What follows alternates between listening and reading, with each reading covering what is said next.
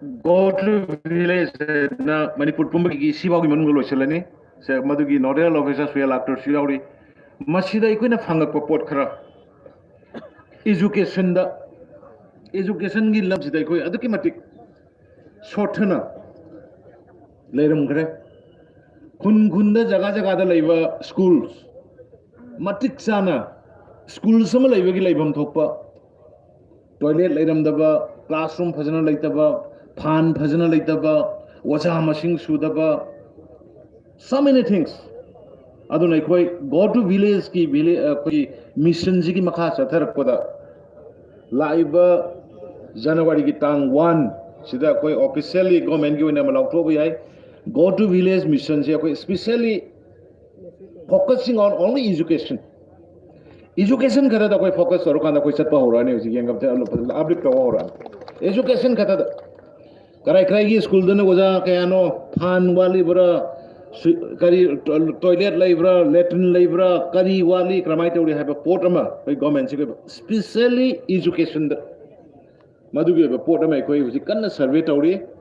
ayam basu survey su phange aduna madu praja mayam na support to view haiba wafam khasi thamjage adu gai yam sangna ngangje roige सरकार से हेक लापदगी मणिपुर लेबिरिबा मैथै पांगल मुस्लिम इचिन नाउसिंगना सरकार से पिबिरकपा cooperation से साथी ना थमोइदगी थागले government से सथरकपा war against drug ngasaisu jumang secretary na panbikre akhoi with some commitment amaga loina sathrakpani matam amada mamangda panghai hai ha lilongda di police angunu hoi ha adu yadamni nisa yem kaya da farung ro prajano yo praja mayam thok anda koi support loina openly tawe drug laibe yaroi drug chabe yaroi drug yon be yaroi open support tawe adu matam du dai khoi di message amoina tonga na pi praja mayam sina manara yon be dona police tang be yada blong tawe sini asyang balais adu nai Muslim Isnau Singi cooperation support ngasi bawda lakpiri bese ai center da su tambani ai khoi gi dadi sara du makari imta leite khoi gi de khoi punna dum leibi tawu da boy ai khoi Muslim Isnau minority kano sing se economically kras sonthai economically getting backward way aduna moi gi damak dai tongan ba package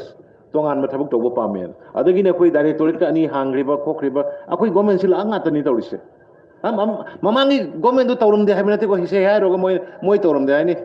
akhoi he ngang roga akhoi tawrum badani ne moi meeting tawri do na adu de a kaino to huji delhi ki prime minister phammi sisu british ne saram bani huji phammi me ando lai bang gro me ando jo adu akhoi ngang do su ki ba akhoi di with akhoi ki politics is totally based on humanity koi miyoi ba ha ba poch de akhoi dharma da jaat da bijata da koi politics sokte purely on miyoi ba humanity the base or politics sok jabani tawsu tawgini aduna ai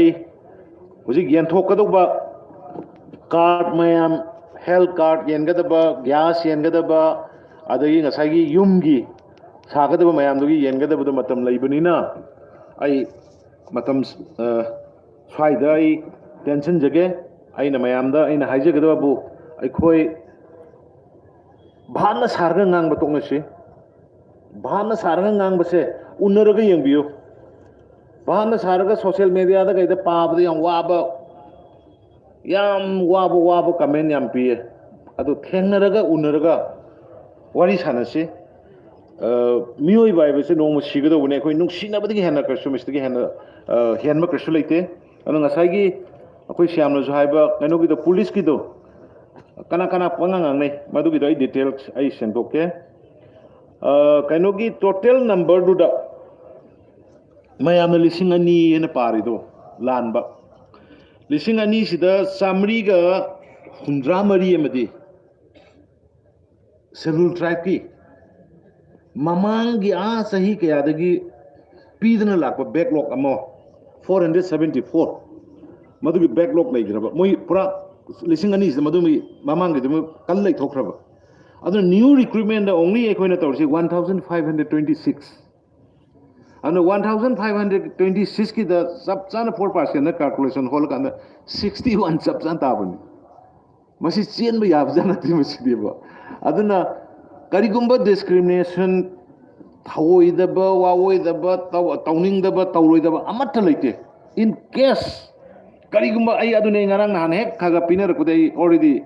ꯑꯩ ꯆꯤꯌꯔꯃꯦꯟꯗ ꯍꯪꯉꯀꯥꯟꯗ ꯃꯉꯣꯟꯗꯒꯤ ꯗꯤꯇꯦꯜꯁꯤ ꯂꯧꯔꯒ number ꯃꯁꯤꯡ ꯐꯥꯎꯕ ꯂꯧꯔꯒ ꯑꯩ ꯄꯨꯔꯒ ꯃꯌꯥꯝꯗ ꯁꯦꯡꯗꯣꯛꯏꯁꯤꯅꯤ ꯑꯗꯨꯅ ꯀꯔꯤꯒꯨꯝꯕ ꯃꯈꯜ ꯑꯃꯗꯒꯤ ꯗꯤꯁꯀ꯭ꯔꯤꯃꯤꯅꯦꯁꯟ